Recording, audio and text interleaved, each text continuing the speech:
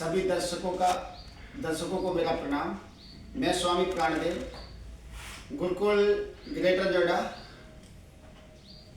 से आपके बीच में आज एक ऐसे विषय पर हम ऐतिहासिक घटनाओं को लेकर के, जब हम देखते हैं चारों तरफ हम सनातन की बात करते हैं, जब हम इस्लाम की बात करते हैं, तो एक सनातन हिंदू संस्कृति जिसको हम वैदिक संस्कृति कहते हैं और इस्लाम का जो एक आज भी झगड़ा है हमारे देश में, इस झगड़े ने, इस मजहबी उन्माद ने हमें कितने दर्द दिए हैं।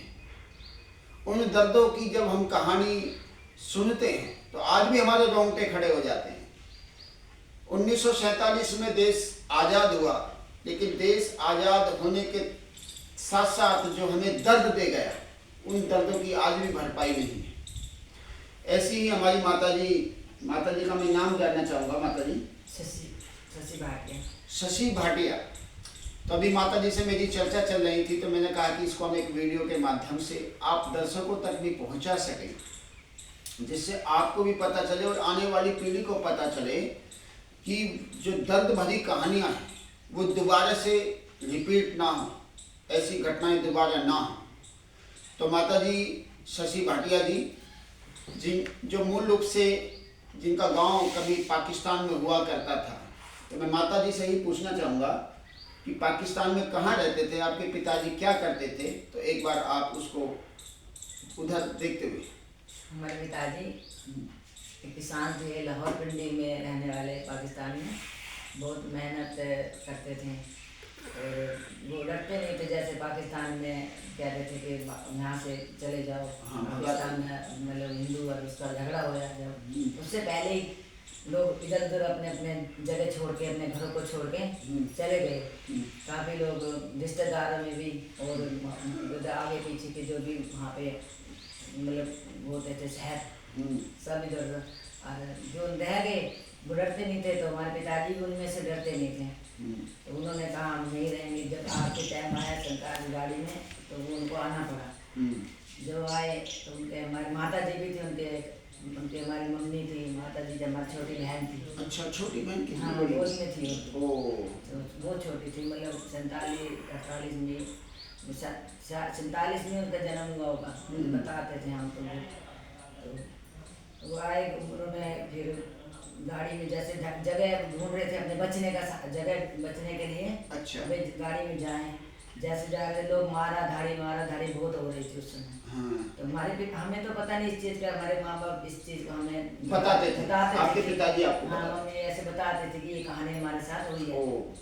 तो बताते, उन्होंने कहा ऐसे हमारे जो एक मिलने वाले थे पठान, तो हमारे घर आते जाते थे। अच्छा। तो वो हमारे को देख के ना, हमारे पिताजी को देख के उन्होंने बोला कि आप हमने नमक खाया, आपको हमने मतलब वो नहीं देंगे आपको। उन्होंने एक लाश वाला डिब्बा था। अच्छा। पूरी लाश ही लाश थी उसमें। उन्होंने लाशों के बीच में हमारी माता जी को, हमारे पिताजी को, मम्मी को, बहन को, उनको छुपा के निकाल दिया, उसमें सुला दिया, लिटा दिया और डब्बा बंद कर दिया। और दूसरे पठान आए तो उनके आगे ही बोला कि आप ये डब्बा बंद हो गया, पूरा भर गया। तो इसलिए फिर वो उसी साथ बचते बचाते आगे गाड़ी बढ़ी, जब उनका जो स्टेशन आया होगा उसमें वो उतरे हैं, अपने आप को सुरक्षित करके फिर भारत में आए।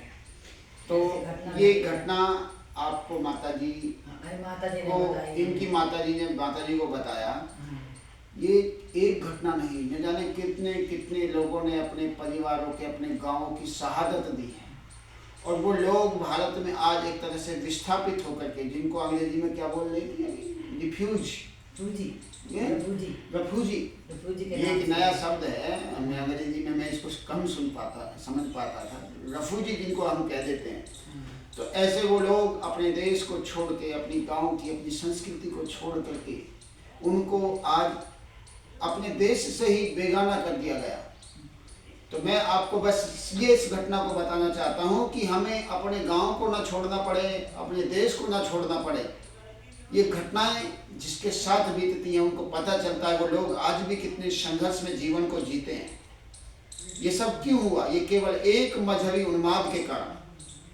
लोगों ने जो हमको तो मुस्लिम राष्ट्र चाहिए, मुस्लिम देश चाहिए, तो पाकिस्तान दिया, वहाँ से हिंदू इधर आ गए, लेकिन आज भी भारत में जो मुसलमान रहता है, फिर वो भारत में क्यों रहता है? यदि हम मजहब के नाम पे हमारा बंटवारा हुआ तो हिंदू मुसलमान हो गए, तो ये भारत केवल हिंदुओं के लिए होना चाहिए, पाकिस्तान मुसलमानों के लिए था।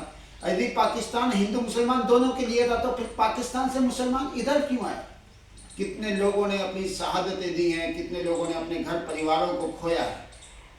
तो मैं आप सबसे यही निवेदन करना चाहता हूँ कि आज भारत में जो हिंदू मुसलमान के नाम पे जो मजहबी उन्माद है, इसका समाधान निकलना चाहिए। पीर पर्वत सी हो गई है, अब तो पिघलनी चाहिए। अब तो इस मजहबी उन्माद में कोई शांति की गंगा निकलनी चाहिए। इसलिए आइए हम हिंदू मुसलमान को छोड़ करके हम एक सच्चे सनातन वैदिक धर्मी बनने का कोशिश करें, क्योंकि इतिहास हमारा रक्त रंजित है। ऐसी घटनाएं दोबारा से न दोहराई जाए, उसी के लिए हमें अभी अपनी शिक्षा व्यवस्था की तरफ ध्यान देना पड़ेगा। माता जी अपने 2 बच्चों को गुरुकुल में लेकर के आई हैं और उनकी गुरुकुल के प्रति बड़ी श्रद्धा है, और वो चाहती हैं कि अपने बच्चों को गुरुकुल में पढ़ा करके बच्चों को धार्मिक रूप से मजबूत बनाएं, जिससे वो अपने राष्ट्र के काम आ सकें और राष्ट्र में फिर ऐसी घटना ना दोहराई जाए। उन्हीं के लिए हम गुरुकुल वासियों का सभी का संकल्प है कि हम अपने समाज में इस इस्लामिक मजहब कट्टरता को उखाड़ फेंकेंगे। इन्हीं भावनाओं के साथ आप सभी गुरुकुल परिवार में आइए। बहुत बहुत धन्यवाद।